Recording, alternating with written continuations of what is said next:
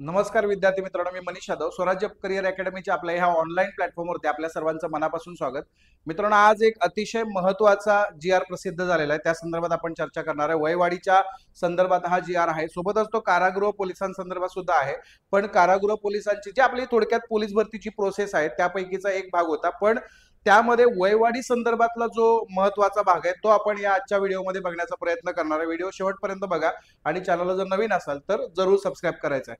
बघा, आता हा जो जी आर आलेला आहे हा गृह विभागाचा जी आर आहे. ओके, आणि 10 सप्टेंबर 2025 म्हणजे आजचाच हा जी आर आपल्याला बघायला मिळतो.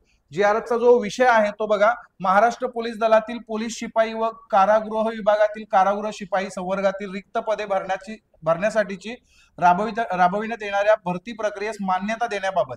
ओके, म्हणजे भरती प्रक्रियेबाबत मान्यता देण्यात आलेली आहे. हा ऍक्च्युअली शुद्धीपत्रक असल्यासारखं आहे. आपण त्याच्याबद्दल डिटेल चर्चा पुढे करणार आहे. भरती प्रक्रिया ही समजून घेणार आहे आणि महत्वाचं म्हणजे पोलीस भरती कधी होऊ शकते, कशा पद्धतीची जाहिरात वगैरे येईल वगैरे, त्या सगळ्या गोष्टी आपण या व्हिडिओमध्ये बघणार आहे. व्हिडिओ शेवटपर्यंत बघायचा.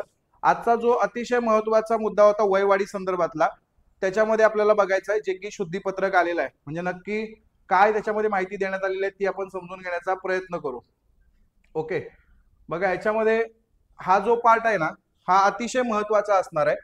2022-23 मध्ये संबंधित पदाची विहित कमाल वयोमर्यादा ओलांडलेल्या उमेदवारांना एक वेळची विशेष बाब म्हणून प्रस्तुत भरती प्रक्रियेकरिता आवेदन अर्ज सादर करण्यास पात्र ठरवण्यात यावे. आता पात्र ठरवण्यात यावे, कोणाला पात्र ठरवण्यात यावे, तो महत्वाचा मुद्दा होता. बघा, याच्यामध्ये पात्र जे काही ठरवले झालेले विद्यार्थी होते ते 2022 ला जे एज बार झालेले होते ते आणि 2023 ला जे एज बार झालेले होते ते. ठीक आहे, आता यांना आपल्याला भरती प्रक्रियेमध्ये फॉर्म भरता येणार होता हे आधीच सांगितलंय. हा जो वरचा भाग आहे ना हे ऑलरेडी आधीच सांगितलेलं होतं. फक्त नंतर प्रश्न निर्माण असा झाला होता की 2024 ला आणि 2025 ला ज्यांची वय संपतायत त्यांचं काय. मी मागेही तुम्हाला म्हटलं होतं असं कधीच होणार नाही की मोठ्या भावाला ती संधी दिली जाईल आणि छोट्या भावाला डावळलं जाईल. ठीक आहे, म्हणजे मोठ्याला जर देत असतील संधी तर छोट्या भावाला नक्कीच संधी मिळणार होती. समजतंय का? मी तुम्हाला मागेही म्हटलं होतं. त्यानुसार हा नवीन जी आर प्रसिद्ध झालेला आहे. 2024-2025 मध्ये ज्यांची वय संपतायत म्हणजे भरती प्रक्रियेमध्ये, मग तो ओपन कॅटेगरीवाला असेल तर तो 28 ला असेल आणि सर्वसाधारण आपले जे इतर मागासवर्गीय असतील किंवा कुठल्याही कास्टवाला जो विद्यार्थी असेल किंवा ईडब्ल्यूएस वाला जो विद्यार्थी असेल तर त्यांची वयोमर्यादा ही 33 होती. तर त्यांची जी 33 वय संपलेली आहेत मग त्या 4 वर्षातला कुठलाही विद्यार्थी असू देत. 2022-23 तर पहिलाच होता. तर याच्यामध्ये त्यांनी नवीन ऍड काय केलं बघा, इथं तुम्ही बघा, सन 2022, 2023, 2024, 2025 म्हणजे हे 4 वर्षांमध्ये संबंधित पदाची विहित कमाल वयोमर्यादा ओलांडलेल्या उमेदवारांना एक वेळची विशेष बाब म्हणून प्रस्तुत भरती प्रक्रियेकरता आवेदन अर्ज सादर करण्यास पात्र ठरवण्यात येत आहे. म्हणजे त्याने असं म्हटलं होतं हे जे 2 वर्ष होते त्याच्या ऐवजी तुम्ही असं वाचा. ओके, असा वाचण्यात यावा जी आर. ओके, म्हणजे याच्यात स्पष्ट झालं की 2022 ला, 2023 ला, 2024 ला, 2025 ला ज्या विद्यार्थ्यांची पोलीस भरतीची कमाल म्हणजे जास्तीत जास्त जी काय वयोमर्यादा आहे ती संपलेली असेल तरी सुद्धा तो विद्यार्थी पोलीस भरतीच्या प्रक्रियेमध्ये भाग घेऊ शकतो, फॉर्म भरू शकतो. ठीक आहे, हा महत्वाचा जी आर आजचा होता. पोलीस भरतीच्या लेखी परीक्षेच्या तयारीसाठी तुम्ही आपलं मिशन खाकी नावाचं ऍप्लिकेशन डाउनलोड करा.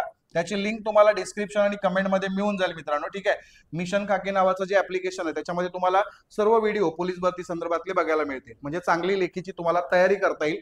महत्वाचं म्हणजे एक दुसरा प्रश्न विद्यार्थी मित्रांचा होता की भरती प्रक्रिया मित्रांनो कधी चालेल. तर मित्रांनो लक्षात घ्या, भरती प्रक्रिया ही 100% त्यांनी सांगितलंय त्याप्रमाणेच चालेल. सप्टेंबर एंडिंग पर्यंत नाही तर जास्तीत जास्त ऑक्टोबरच्या पहिल्या आठवड्यापर्यंत जाहिरात येईल.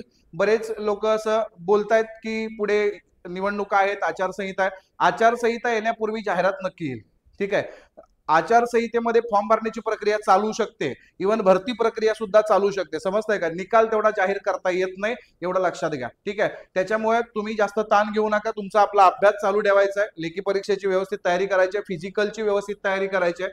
कारण तुम्ही एक गोष्ट लक्षात घ्या, आता हे जे विद्यार्थी आहेत यांना एक संधी आहे, शेवटची संधी म्हणू शकते. याच्या नंतर मला असं वाटत नाही की याच्या पुढे कधी म्हणजे पुढच्या काही 2-3 वर्षामध्ये तरी कधीही भरतीमध्ये तुम्हाला वयवाढ मिळणार नाही. शेवटची भरती आहे, कारण ही भरती तुम्हाला माहिती आहे की 24-25 ची चालू आहे. ओके. त्याच्यामुळे तुम्ही लक्षात घ्या, याच्यानंतर वयवाढ वगैरे मिळणार नाही. शेवटची संधी म्हणून तशी तयारी पण आपली असायला पाहिजे. त्या लेवलची तयारी असणं गरजेचं आहे. ठीक आहे. व्यवस्थित तयारी करा. काय अडचण असेल तर तुम्ही आम्हाला संपर्क करू शकता. कमेंटमध्ये सुद्धा सांगा. त्यालाही उत्तर देण्याचा प्रयत्न आपला नक्की असेल. बाकी आजचा व्हिडिओ कसा वाटला, आजची न्यूज कशी वाटली आम्हाला कमेंटमध्ये नक्कीच सांगा. त्याच्यावरती नक्कीच चर्चा करा. बाकी व्हिडिओ शेअर करायला सुद्धा विसरायचं नाही. ठीक आहे. धन्यवाद.